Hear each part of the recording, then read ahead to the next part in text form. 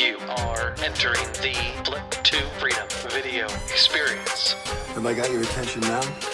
You show me a pay stub for $72,000, I'm gonna quit my job right now. Do you care to know why I earn the big bucks? But it ain't about how hard you hit. It's about how hard you can get hit and keep moving forward. Great moments are born from great opportunity. Don't ever let somebody tell you you can't do something. Now, your host, Sean Terry. Hello again, this is Sean Terry from the Flip2Freedom Podcast, and we are on episode number 144. And in this episode, we had people submit their questions at Ask Flip2Freedom, and we took a combination of all the questions and compiled them into the 10 of the most success-stopping questions that people get caught up on. And you get stuck on a question and it can blow, you just stop you right in your tracks. So what we've done in this episode is we are going to answer each one of these questions, these deal-stopping questions, these career-stopping questions, and we want to answer them for you. So if you're joining us for the very first time and you don't know what the heck we're talking about or what questions that might even stop you, right? We talk about wholesaling houses, flipping houses, using no cash, no credit of your own, getting involved in real estate, and it doesn't matter where you are right now. It doesn't matter if you have a huge savings, and let's say you do have a huge savings, it's gonna make it a little bit easier. But if you don't, that's okay. It doesn't matter if you have great credit. If you have good credit, great, it makes it a little bit easier. If you don't, no problem. When I first started, right, I had a 560, 580 credit score, and I was broke. I was living month to month. So when I first got started, I didn't have any resources to get started, but the bottom line is wholesaling, you can start with none of your own cash, your own credit. And what I did was I learned a concept that taught me how to go out and find distressed sellers that want to sell their house at a discount. See, it doesn't work in the stock market. Apple is not going to sell their stock at a discount. Google's not going to sell their stock at a discount. But if you have a distressed owner that's going to sell their stock, they can sell their house, they can sell it at a discount, and you can buy a house that's worth $100,000 for $50,000. So I learned the concept of getting that property under contract. Not qualifying for a loan, not putting down 25% down payment, not doing that, but getting it under contract, signing a piece of paper with a motivated seller. That gives us something incredibly important. It gives you equitable interest in the property and controlling interest in that property. Now you have the ability to go find a buyer, a cash buyer that's gonna pay cash or use hard money. And you're wondering, why the heck would a cash buyer purchase a property and pay cash for it? Why? Because if you get a contract on a $100,000 house for $50,000, and then you turn around and you're gonna sell it to a cash buyer for $60,000, there's $40,000 of potential equity. That cash buyer will jump to get that property because they know they can fix it up and potentially pull a huge profit out of it or hang on to it for a rental. Now, what do? You get the $10,000 in between from matching the seller and the buyer and getting two contracts and being able to close the deal. And the cool thing is a title company, escrow officer, or an attorney will handle all the paperwork for you so you don't have to do it, which is amazing. Now, when I got started, I was taught to knock on pre-foreclosure doors. I went up to people's houses, I knocked on their door, and I said, hey, I wanted to see if I could help you before your house goes to auction in a couple weeks. And they would either slam the door, or they'd say, you're crazy, or they would say, how can you help? Right? It was a numbers game. And I went in, I got contracts, and I turned around. I made $134,000 in about my first 9 or 10 months in the business, right? I started in May, and by the end of the year, I made $134,000. Man, I was ecstatic. That was like a ton of money to me at that time. So, and then I've scaled it to where now, a handful of years later, we're crushing it here in the business. So the bottom line is this podcast is about that specific technique, and we're gonna get into some of the questions that people get caught up on that stop them in their tracks. All right, so now, if you want to get more from me, if you want to understand the concept of what's happening, go to flip2freedom.com. Flip, the number 2freedom.com, flip2freedom.com. If you go there, I wrote a book, a 129-page book that people have told me that I have, basically, they said it's worth, you know, way more money than they've had when they actually went to a seminar. I had a guy basically tell me, he said, you know, this thing is worth he spent like thousands of dollars at seminars. He said this one book gave all the details and specifics of exactly what to do, and he loved it. So go to that Flip2Freedom right now, go there, and you can find us on Instagram at Flip2Freedom. You can find us on Facebook at Flip2Freedom, on our fan page there. But go to there and get that book. It's free and you can download it. Also, too, we have a little page on that Flip2Freedom gifts. It has a bunch of different cool stuff, from spreadsheets to scripts to goal tracking and all that type of stuff that will definitely help you out. All right, so we're ready to get into it. Let's go to the first question from LaToya Wright. And she asked, what should I do to learn the language of real estate? I don't want to look like a complete idiot to a buyer. Okay, so first off is that, you know, learning the language is immersing yourself in this business. Doing what you're doing now, listening to podcasts, you know, watching YouTube videos, and just getting involved, talking to title companies. But here's the big thing I want to say. Who cares if you look stupid to a buyer, right? Think about your goal, your mission, what you want to accomplish. I spent 4 years in the United States Marine Corps, and when we wanted to go execute a mission, we went and set a goal, specifically what we wanted to do, and we would, guess what?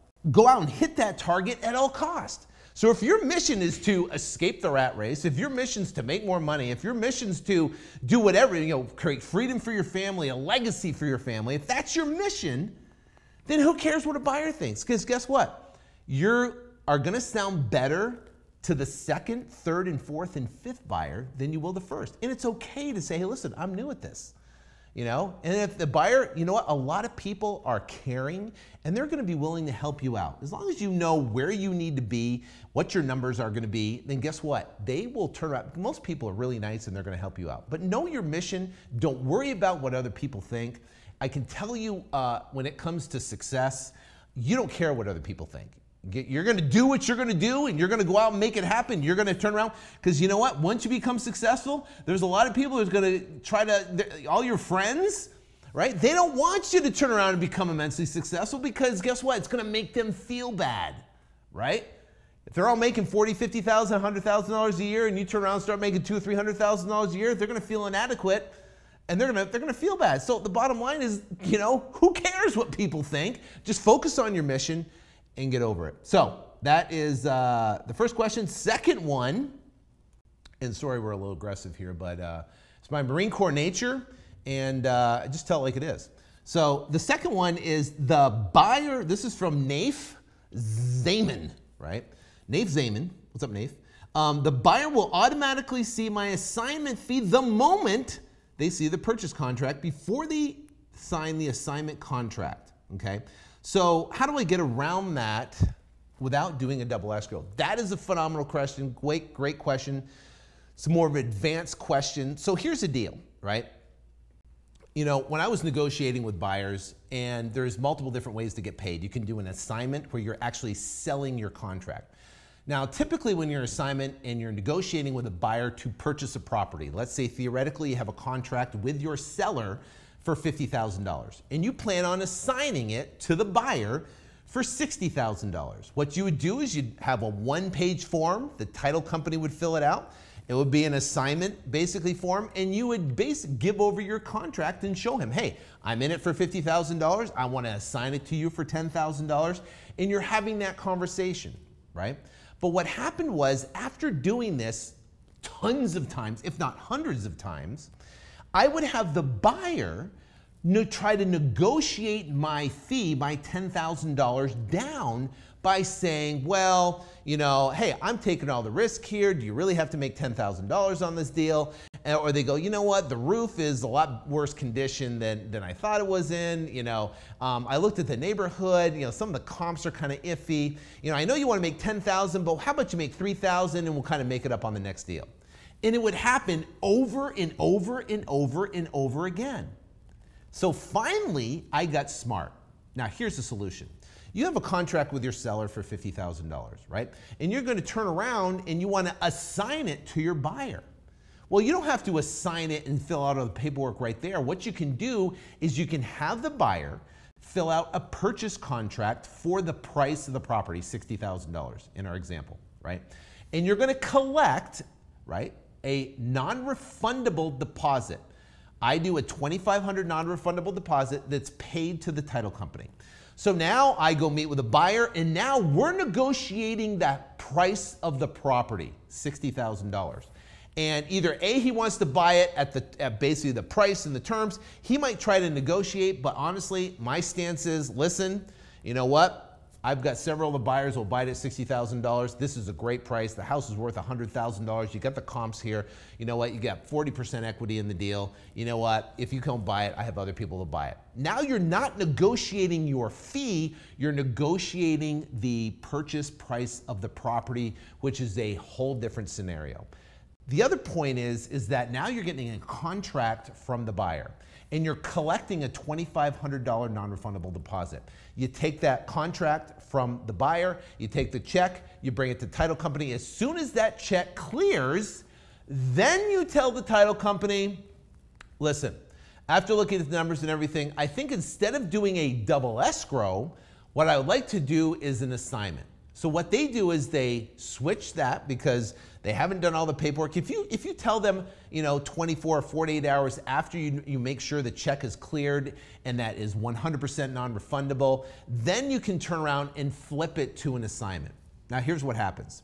So you call up the buyer and say, hey, listen, we're just going to flip this to an assignment. I'm going to assign it to you. Title company's got all the paperwork. They'll get everything ready for us and we can get this closed. Boom. And the guy goes, well, what's your assignment fee? Well, hey, my assignment fee, I'm under contract for 50, you're buying it for 60, assignment fee after closing costs. I'll make about 8-9 grand, you know, 9,500, everything like that. So then the buyer goes, well, right, I went over to look at the house. He wants to try to start negotiating, right? He might do that. 9 times out of 10, he won't because he already knows he's committed and locked in. He already committed to the price.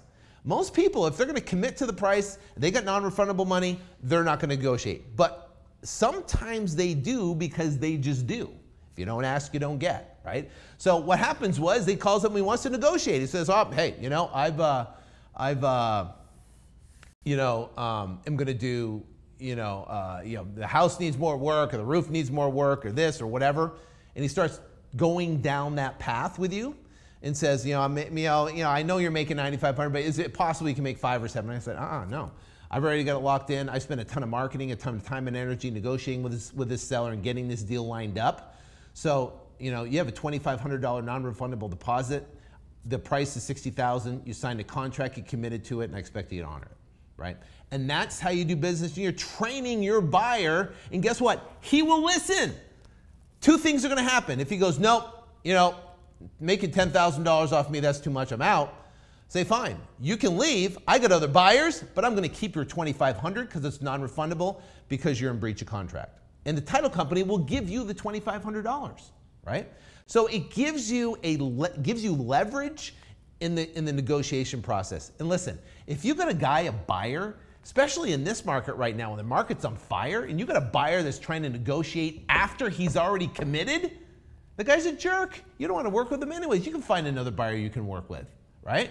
So I look at the fact, I'm like, hey, you know what? Most people are going to sign a contract and they're going to honor that. And they understand what it takes to get a deal.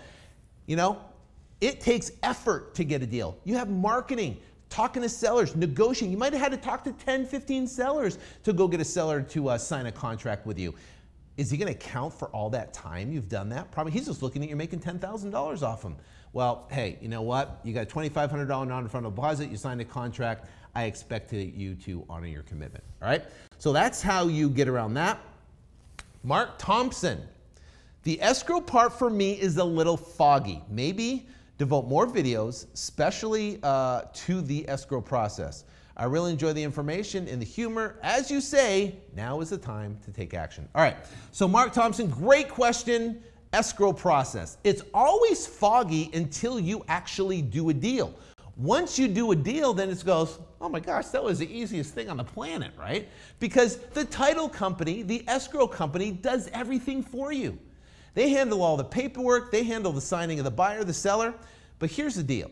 Essentially what happens is you have a contract that you signed with your seller. And the seller is A, and you are B, right? That's called the A to B side of the escrow. And that's gonna be its own escrow. Now you sign a contract with a buyer. And the buyer is the B to C, the C, and you're always the B. Remember, you're the A to B and you're the B to C. You're B. You're B in the scenario. A is the seller and C is the buyer, and you're the B, you're the in-between. You're the one that got the contracts and brought the two together. So the bottom line is what's gonna happen is the title company are gonna have two separate escrows, two separate escrow numbers, and they're gonna gather all the files, all the information. They're gonna pull a title report on the property, get all the information, talk to the buyer, make sure the funds are lined up, make sure the wire, get all the numbers down, get everything done, get all the taxes and everything, HOA, whatever's involved. They're gonna get all that stuff together. That's their job, to facilitate all the paperwork and to facilitate all the money. Now, some states are attorney states. You might be in Chicago, you might be in Jersey, New York, or Atlanta. Some states are escrow states, some states are title states. But the bottom line is whether they're an attorney, title, or escrow, they all handle the paperwork and the money, okay? So now what they're gonna do is gather all that information together. They're gonna gather all that information together on the A to B between you and the seller. And then what they're gonna do is call up and say, hey, we're ready to close. And they're gonna bring in the buyer, right? He's gonna sign all his paperwork. And let's say this happens all on a Friday. So the buyer comes in the morning, he signs all of his paperwork, and he sends his wire for whatever amount. It's gonna be the price of the property, $60,000 plus closing fees, right? Now what's gonna happen, now they have the buyer and the money there at title, right? Now they're gonna call the seller. The seller's gonna come in, and all this is scheduled prior. They're either gonna come in at, say, 1 o'clock on Friday. Seller's gonna come in at 1 o'clock on Friday. They're gonna go in, they're gonna fill all the paperwork out. You don't have to be there because there's a title rep that's gonna meet with them. They're gonna fill out all the paperwork and sign everything with, for you and get everything done. Now they're all gonna be signed, and then you're gonna come in at 3 o'clock. Now what's gonna happen is you're gonna come in, now the buyer signed, the money's there at title, the seller signed, so everything's good there. You come in and you sign both the AB and the BC documents, right? And that's it, you're done. Now the buyer wires in the funds, they transfer the $50,000 plus closing costs to the AB file. That closes, and immediately back to back, simultaneously, they close the B to C file, so immediately the A to B is purchased and then sold to the B to C, and then the transaction closes. And the difference between those two closings, and it's typically, you can account for $800 to about $1,200 for properties 200,000 or under for closing fees.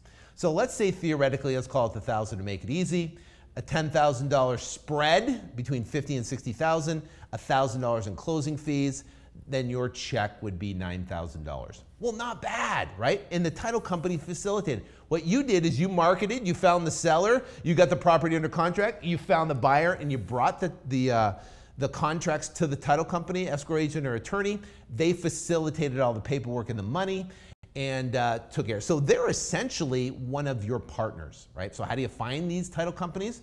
The best way is either A, go on Facebook, right? And and we have a Flip2Freedom Facebook private group. If you're a member of Flip2Freedom Academy, you can go there, and we have thousands of members. Just type in there, say, hey, does anybody know anybody in Atlanta? Does anybody know anybody in Chicago? Does anybody know anybody in Indianapolis, St. Louis, or whatever? And we have so many members all across the entire country. Say, hey, I got a great title company, title of, bam, here. Right? Or what I did is I went to a local real estate investment club, and there was actually title companies at the real estate investment meetings, and I met through them, and I also called through the phone book. So those are a couple different ways I've met both of my title companies that I use currently here today. So I hope that that clears it up. The next one is some Chi Anasike. I'm not good with names, especially that name. But Chi Anna, I'll just call you Chi. Okay. Hi, just curious. I found a pre-foreclosure deal where the house was vacant, but after Googling the house, there was a murder last year, and that was all over the news. The house is worth about $220, and they owe $175. Would you buy this house? Okay. Interesting. So there's a murder in the house. Now, I haven't done a house where there's been a murder in the house. So I'm not an expert on that. I'm not sure how to remediate that. If there is a remediation process, I am completely unaware of that. So let's put that off to the side. I'd probably get an expert, someone, a remediation company, and find out specifically, and I'd even probably talk to the title company or an attorney before getting involved in that deal, because, you know, that's a big thing, and I don't know if it actually hangs with a house or not. I don't think it goes on title or anything like that, or some sort of incident report or something, but I would just be careful with that, and I'd get more information, and I'm not the guy because I've never done with it before. So second off, house is worth $220 and they owe $175. So there's some good equity right there, right? And that all depends on what houses are going for in that specific subdivision. If houses at $220,000 are flying off the shelf in 3 to 5 days, then guess what? $175 is a pretty good price. If the house is at $220 and there's a ton of inventory and they're all sitting there for 200 and 300 days, well, guess what? Maybe $175 is not a really good price. So, you know, when you're dealing with properties, you really have to look specifically at the neighborhood to make a determination based upon how fast they're selling and the amount of inventory. If there's a lot of houses that are available and they're all selling quickly, then that's a super hot neighborhood and jump all over $175. But if they're just sitting around for 200 and 300 days and they're not moving, then I'd probably pass on that deal. All right, so this is Texan 214. I tried the HUD thing, couldn't find a title company here in Texas that would do a double escrow. They all claimed it was illegal. I had to let the contract go. Any suggestions? Yeah, so the HUD, what is the HUD thing? The HUD is HUD Home Store publishes foreclosed properties that are foreclosed upon when they have issued an FHA loan. So, and they publish a property at HUDHomestore.com. So essentially what you can do is go on HUDHomestore.com, you can bid on a property. If you get the winning bid, now you secure, they're gonna send you all the contract and information, you gotta give them a proof of funds, give them the contract, it's pretty extensive. And then you have essentially 30 to 45 days where you could flip that property. Now, there's some, you know, you don't, essentially, you can't really do a double escrow on that. You have to use what's called transactional funding. So transactional funding is a transactional funding company that will provide 100% of the funds without a credit or anything like that to purchase the property, subject to you having an end buyer with the money already funded. For an example, let's say you have a HUD home under contract for $120. You had it sold to a buyer for $140, right? What the transactional company will do will come in and fund the $140,000 plus any closing costs and fees, 100%, no money out of pocket to you, and immediately sell it to your buyer for $140, and they're gonna charge roughly 2 to 3 points, and then they're gonna take it out of the proceeds, and then you're gonna get the check for the difference. So that's how that works. I probably wouldn't go to a title company. A lot of title companies are not gonna do double escrows on HUD properties. They just don't do it, but transactional funding does work. All right, Supernova says, my question is, why would someone going into foreclosure be motivated to sell when the bank is already taking the property off their hands? So, okay, you got a motivated seller, they're going into foreclosure. What that means is they haven't paid their mortgage in an extensive period of time. And what's gonna happen is the bank now has the right, per the mortgage or deed of trust, to foreclose on the property. So you have a seller that hasn't paid their mortgage. Now, her question is that seller, or why would that seller be motivated to sell the property when they're going to take the bank's going to take the property off their hands anyways by foreclosing on the property. Two major reasons. Number one is they're going to have a foreclosure on the credit for 7 years, which is essentially going to destroy their credit for 7 years. They won't get any loans. They won't get credit cards. They won't get car loans. They're screwed for 7 years, right? Number one. That's the number one motivating factor to get it sold prior to the foreclosure, number one. Number two is if they have equity in the property, they're not going to be able to recoup that equity once the bank takes it back, okay? Now, there is in some states called excess proceeds, but it's difficult to get it back. You have to go through this whole process. So it's easier to sell the property to an investor, right, and be able to recoup that equity prior to the foreclosure. So number one is their credit, and number two is to recoup some of the equity. So the bottom line is that there is massive amounts of motivation. When I first got started, pre-foreclosures was the number one lead source that I only focused on. We sent postcards and I went and knocked on pre-foreclosure doors. That is where I got the majority of every single deal that I have done when I first got started. And why? Because a seller that's in foreclosure is in massive amounts of distress. They want to get rid of the property, and they want to get rid of the property now if they haven't found a solution.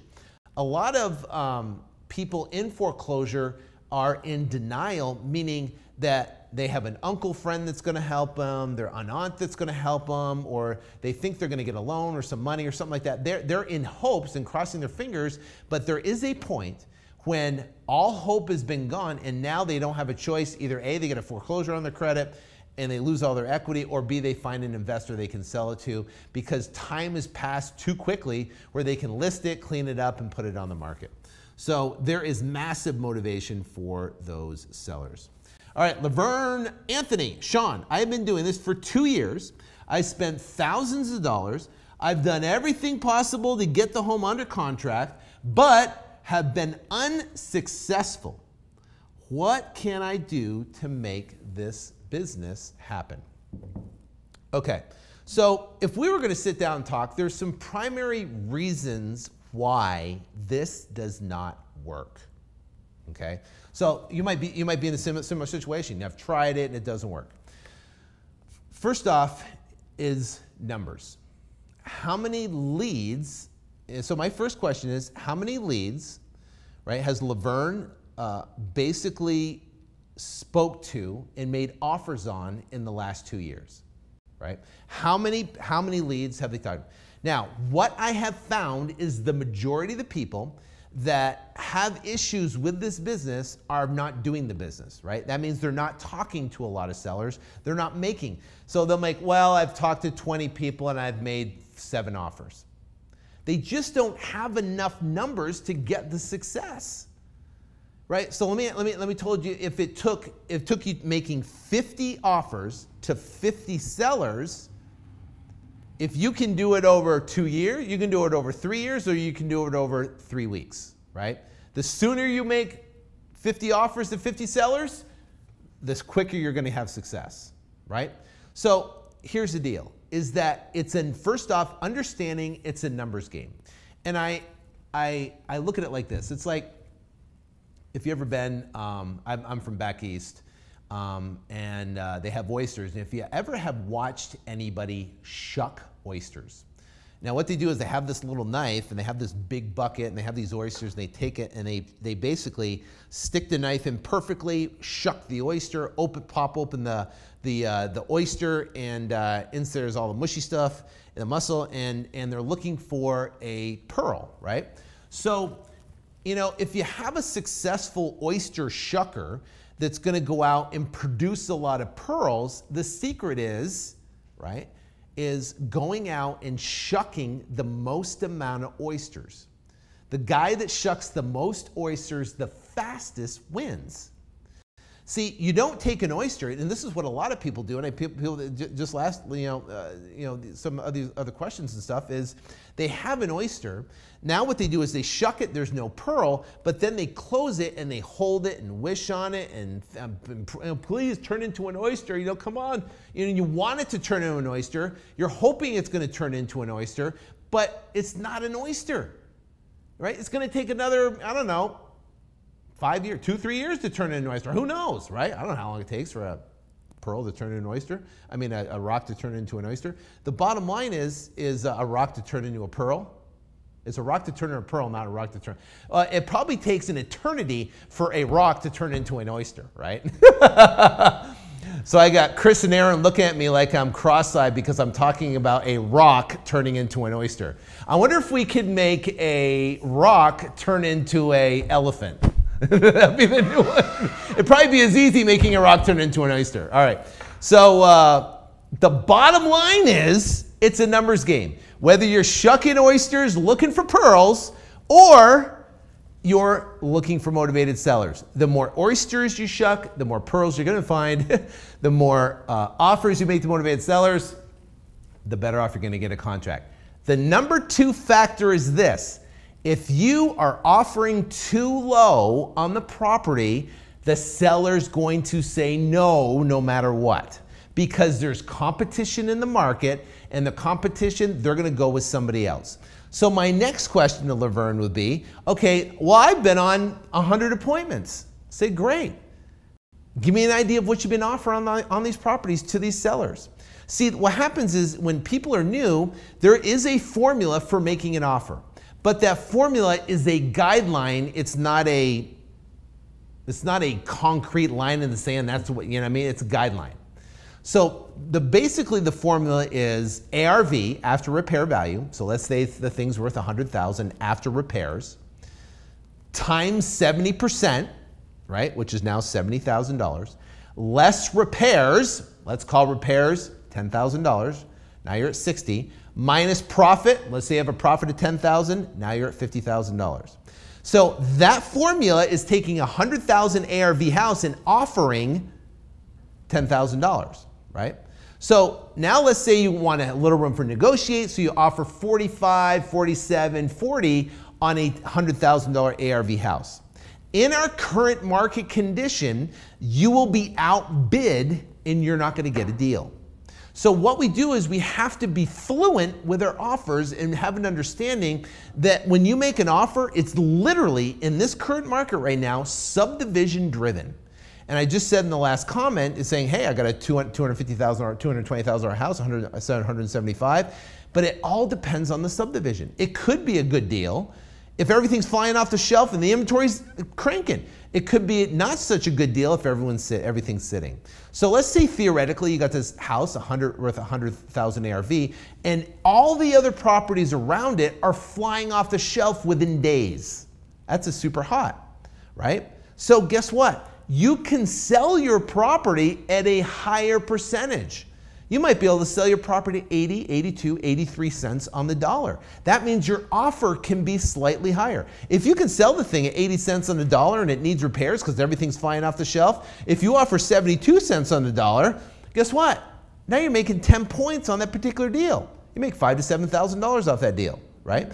The bottom line is if you go in and saying, hey, my offer has to be 70% less repairs, less fees, and you do that blanket across all of them and you don't look at the current inventory and what's happening in the neighborhood, guys like me are gonna come along, I know the neighborhood, I know what's going on, I'm gonna offer a higher price, and they're gonna pass on your contract, okay?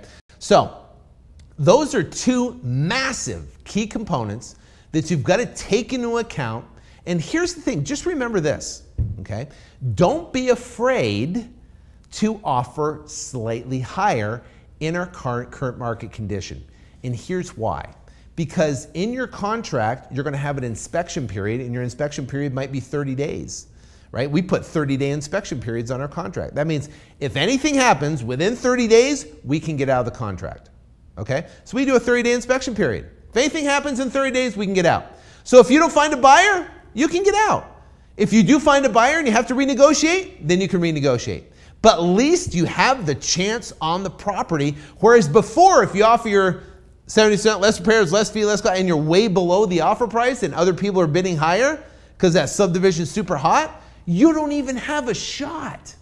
Here you have a shot. Get it under contract and then put it out to the market. If it's super hot area, guess what? You'll be surprised what happens. I've got properties, I'm like, man, I don't know, man, this is tight. This is a tight deal. I don't know if we can sell it. The subdivision is kind of iffy, but let's see what happens. He puts it out there. We put it out to our email blast and blast it out, put it on Craigslist, put it on buyers. Next thing you know, buyers come out of the woodworks, come flooding to the property when we have multiple offers, and it's just crazy. And I'm like, you never know. Sometimes in this business, sometimes I know a deal is a smoking deal, it's going to sell and super fast because I know the area. Some houses in particular areas, I'm not 100% aware and I don't know. It's literally like throwing spaghetti up against the wall. But you got to have a handful of spaghetti to throw it up a wall first. If you don't have a handful of spaghetti, there's no opportunity to see which one's going to stick, right? So the goal is to get spaghetti in your hand. How do you get spaghetti in your hand? You got to turn around and make offers to sellers to get contracts. Contracts and spaghetti, okay? I'm hungry.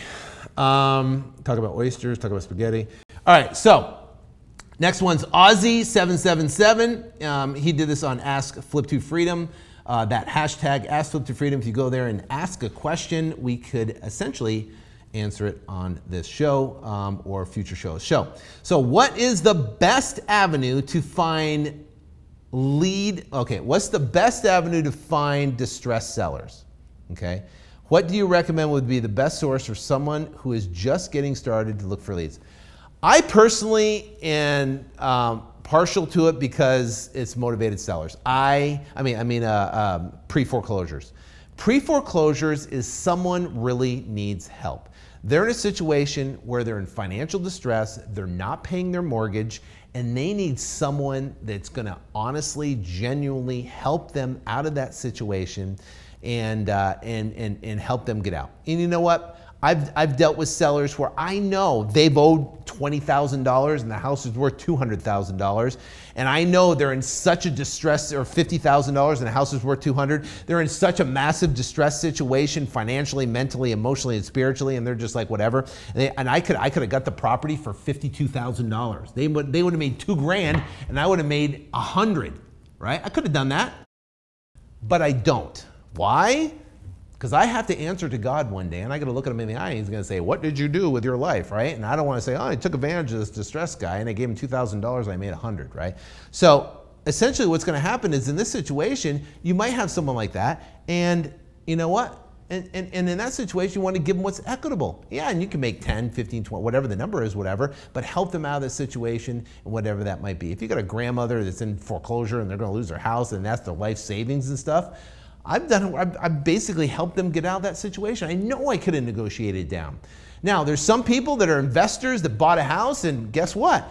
Some of those deals you're gonna make 40, 50, 60 grand. Some of those deals you're gonna make less. Some of the bigger deals, you never know. But the bottom line is your goal is to try to help these people the best you possibly can while also making a profit. All right, Steven, right? So to answer your question, Ozzy, it's pre-foreclosures I think is a great way to go. Steven, he says, where do you get your list and what criteria do you use to pull the list? I would like to get my direct mail campaign started. So what criteria? Now, I can tell you in the Flip2Freedom Academy, we go through in grave detail.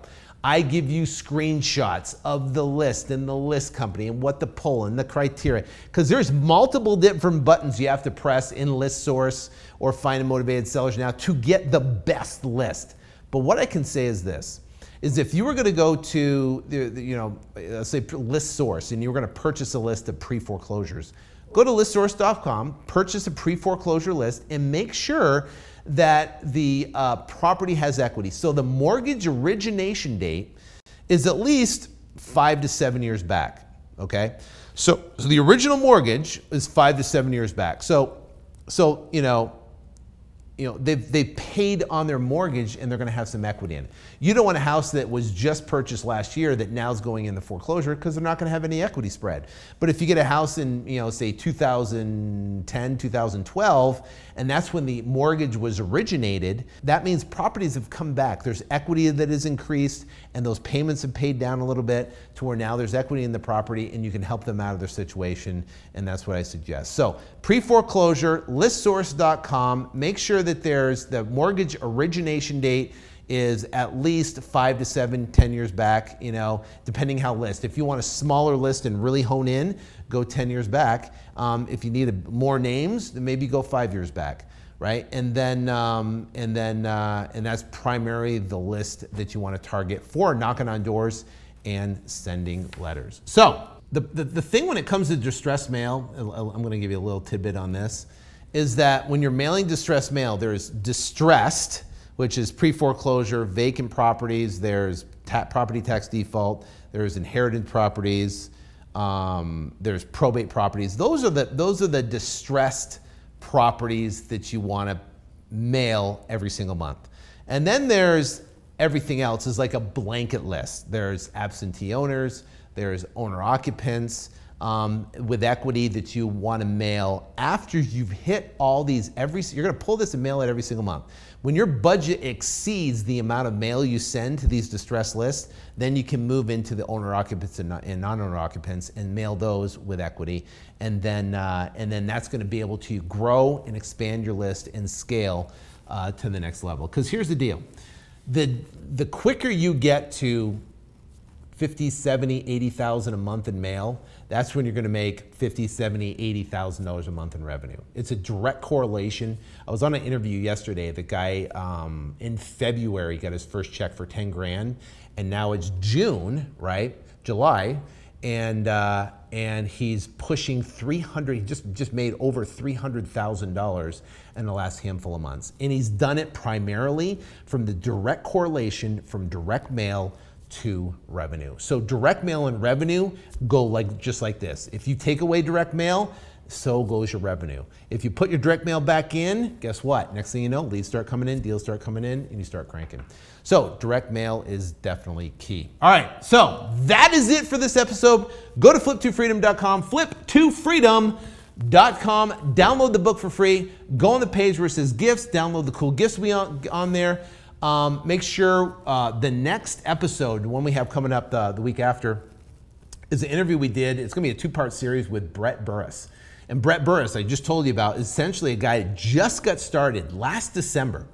Did his mailing in December, mailing in January, and then he got his first deal in February, the beginning of February, and that's when I met him.